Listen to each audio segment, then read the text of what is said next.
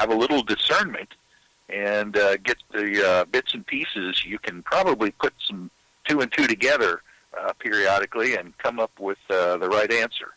Well, I know this, okay, and I'm going to go back to this little thing I've repeated myself a million times for, and I'm sorry, people out there, but I look at, okay, that video clip that was released about those two naval pilots, right, encountering a UFO, what they were talking back and forth between themselves, and the video of it, okay? If they didn't want that leaked out, there was no way, you know, when they landed, they got a crew that's going to come out, and they're going to remove that off those fighters. So that is then taken into a secured place. There's no way that could have ever got out unless they wanted it to get out. That's number one. I mean, there's no way that would have ever got on the internet or on the news or anything unless they wanted it to.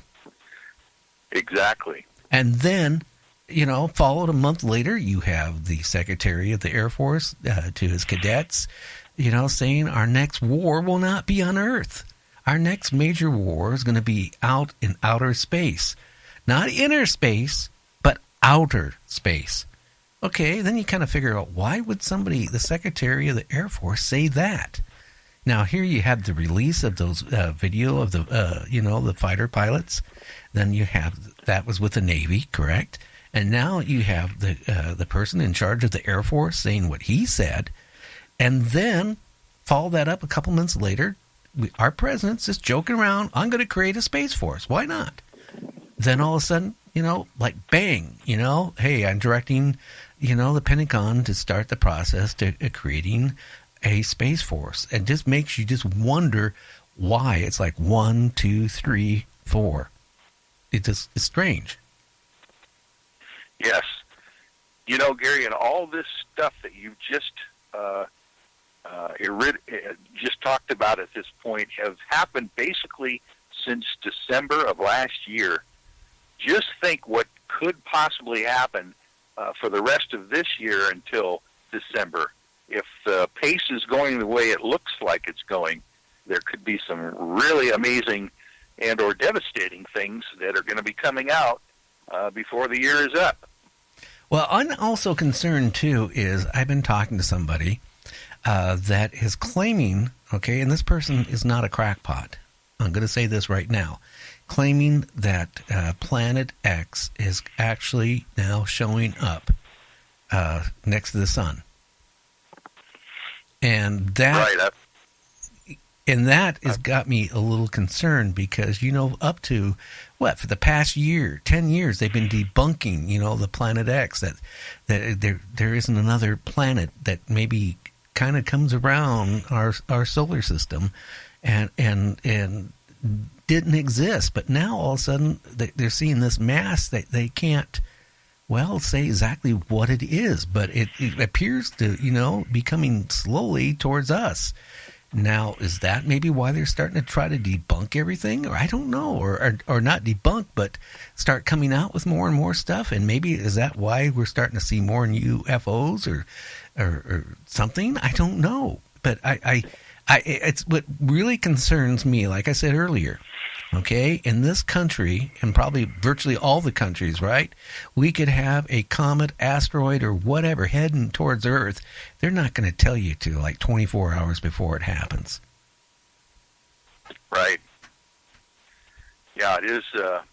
It is. I've heard those stories about the Planet X being actually observed by certain scientists and, observatories. And, of course, there's potentially a concerted program to make sure these folks are not telling what they know. It is scary to think that something like that, Zecharia Sitchin's books about the 12th planet could be true. Many of the things in those books that Zecharia Sitchin has been talking about seem to have borne fruit over the years with the Sumerian studies that have happened and the cuneiforms, the oldest surviving texts on the planet are all talking about, the 12th planet and many other things, the races that visited the Earth. and potentially even created the human race for their own slaves in the gold mines, as far as the bottom line goes. Well, maybe we are all nothing but slaves and we don't realize it. Or we could be, like I said before, we could be a Big Mac to an alien race. I don't know, but it makes me wonder about so many different things that's happening out there that they don't want us to know about. And I think they are kind of, releasing it. I think right now, if they came out and said, well, there was a Planet X and it is heading towards Earth, again, I think we'd have social unrest really fast. I think society as we know it's going to break down. Everybody's going to start thinking about themselves, their family, and nothing else. And, the whole system of, like the grocery stores, there's only 3 days worth of food in any grocery store. After that, if something happened, people are going to start starving to death really fast. And that's all the things you have to look at. And it's just so many strange things that's happening all of a sudden now, and it's happening faster than it's ever happened, ever before. Somebody just messaged me again, about, Reagan, talked, and they all talked about, secrets. For years they talk about secret Space Force and all that stuff. Maybe there is a secret Space Force and they can't hide it anymore. And maybe by creating it is one way to try to cover up that maybe it existed. I don't know. Yes, there you go. Matter of fact, I know that you have some personal knowledge of President Reagan's, speeches and position on the space programs as well. I understand you actually got to talk with the man himself. Yeah, see, my big thing, like I had a big mouth, like Art Bell did. And, when I was 10 years old, my dad bought me my first CB. And at 12 years old, I had my first, amateur license. But I had this thing. I loved talking. And, I really really engrossed with a TV show called The Rockford Files. And I remember that the guy, at that age, I remember like in the summertime, almost every summertime, one of my dad's friends would come over and visit my dad for a day or two, and at that time, I didn't know he was a movie star. It was just one of his friends. My dad served in World War II in Korea. And, it was like, just one of his friends, right? My dad said, the guy's rich and all that stuff. Well, it turned out to be James Gardner, the actor who did the Rockford Files. Oh, my gosh. So, wow. One day I decided, hey, couple of dumb things. Back then, you had to pay a lot of money to make a phone call. You were talking like it was $1 something a minute, to call California, for example. So it's not like we can sit and call for free.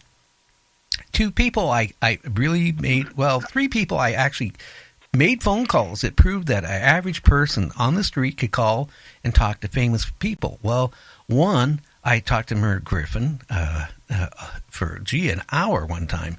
That he was gracious enough to take a phone call and talk to me and tell me about broadcasting, how he started out in broadcasting before he became a singer, and that was cool. And then I figured, okay, well, this James Gardner thing, I realized that was the same guy that was doing the Rockford Files was my dad's friend.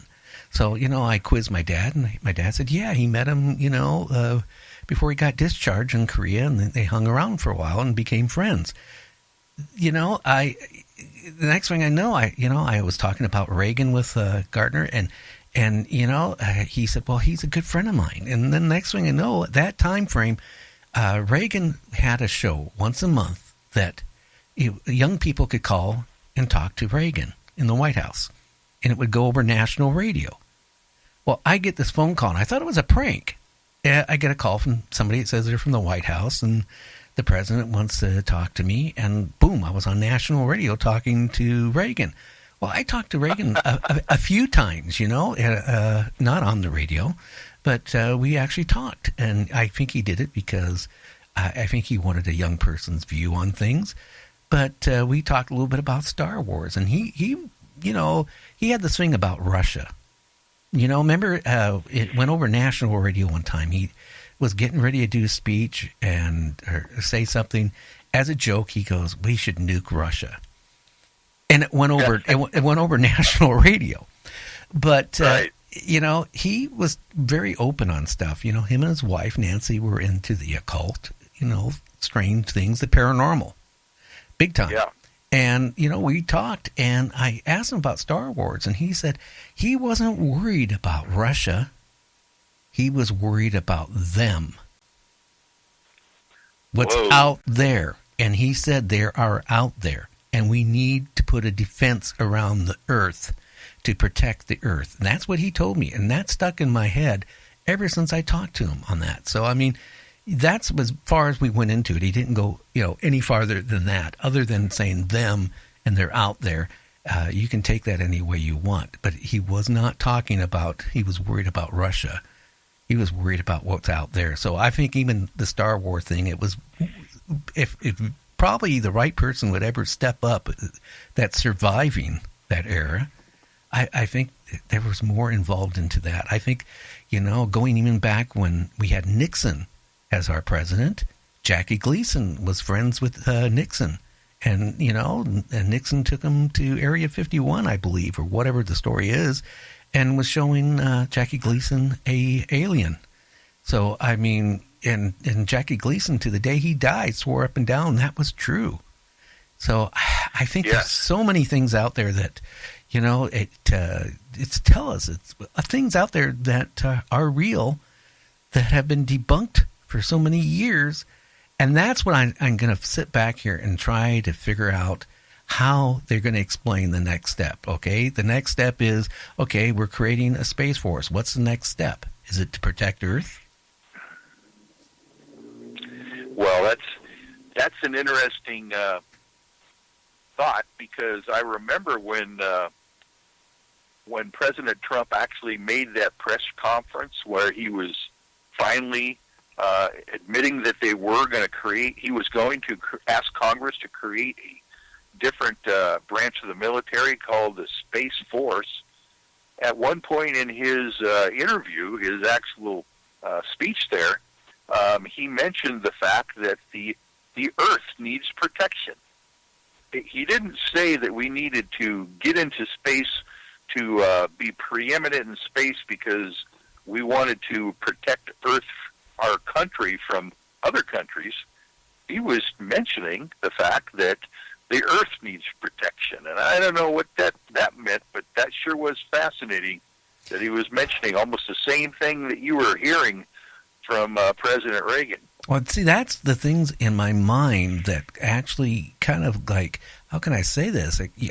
That was one click many years ago. It stayed in the back of my mind.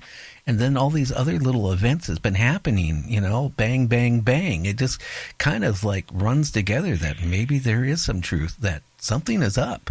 And that's what I stress, okay, you can actually go out there and believe that the aliens, if there is aliens out there, are warm teddy bears, and they love us humans. They want to guide us into the light. Yeah, the light, you get it? They want us, to treat them as friends. They're going to treat us as equal. They're going to give us all the fruits that we deserve. Yeah, what the fruits we deserve, they could be a nice mud pie. So, you have to look at I just can't buy a lot of people's philosophy. I have to go as when I was in the military. I have to think of the negative side. I think that, that unless somebody can prove to me that they're here to serve man and not serve us in a bowl, that they're not going to be friendly. I just don't see why they would want to friend our planet. Yeah, there was interesting idea that are we worthy enough to be valuable or even regarded as something that is worth saving. That's obviously the human race's goal is to we always think ecocentrically, like we're the top of the food chain. And we might not even be the top of the food chain on our own planet, let alone in the solar system or the galaxy even.